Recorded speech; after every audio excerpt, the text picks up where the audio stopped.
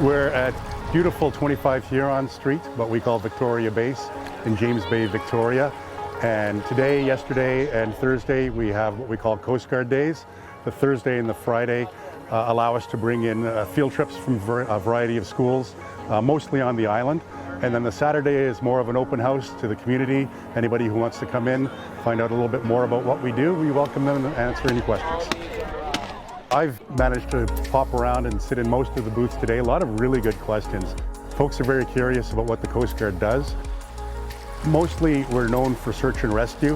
When it's a bad day on the water and boats are coming in to harbor, that's typically when we're going out. And we have search and rescue crews dotted up and down the coast who brave the elements and go out, and if someone's having a bad day on the water, we help them out. But here we get to show the community what else we do. And there's a variety of activities from electronics maintenance. We have radar tops around mountains up and down the coast of BC. We have medical teams who do first aid and immediate emergency response when we're taking people out of the water. There's such a variety, and of course the jobs on board the ships. If there's anything that you're interested in, the Coast Guard probably has something for you. Help me, I've been at sea for a month. Here in BC, we're busy. The Canadian economy floats. We are a maritime nation.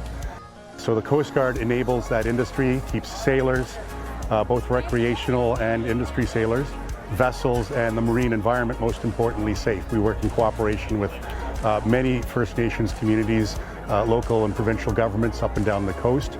We have search and rescue calls every single day. So that's out of the Joint Rescue Coordination Center in Esquimalt, right next door, where we have search and rescue operators from Coast Guard working right next to Royal Canadian Air Force operators to coordinate maritime response.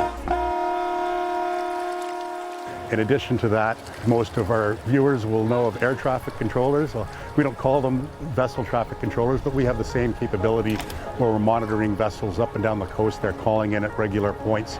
We, in British Columbia, have 52% of the reported maritime traffic all across Canada. So those are two busy centers, one here in Victoria and one up in Prince Rupert.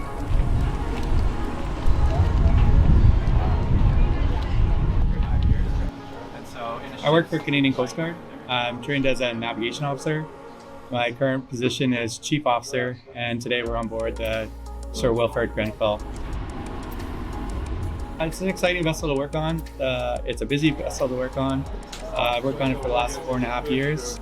We help service the floating aids on the West Coast. There's about 650 floating aids that this ship will see in a 4-year span. Depending on what the aid is and where it's located, all aids will be picked up, refurbished, and replaced back on position at least once every 4 years. It's an interesting career. There's a lot of different paths that you can go with it. So I went through the Canadian Coast Guard College and spent 4 years learning my craft, which is becoming a navigation officer. And with that, I've worked in this region since 2012, search and rescue, science, fisheries enforcement, and currently a buoy tender. Probably the best thing about my job are the people.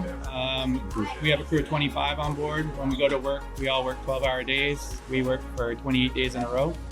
And it's coming back to a group of people that have a common vision, that feel more of a family than a bunch of coworkers, that makes my day easy or makes my day hard.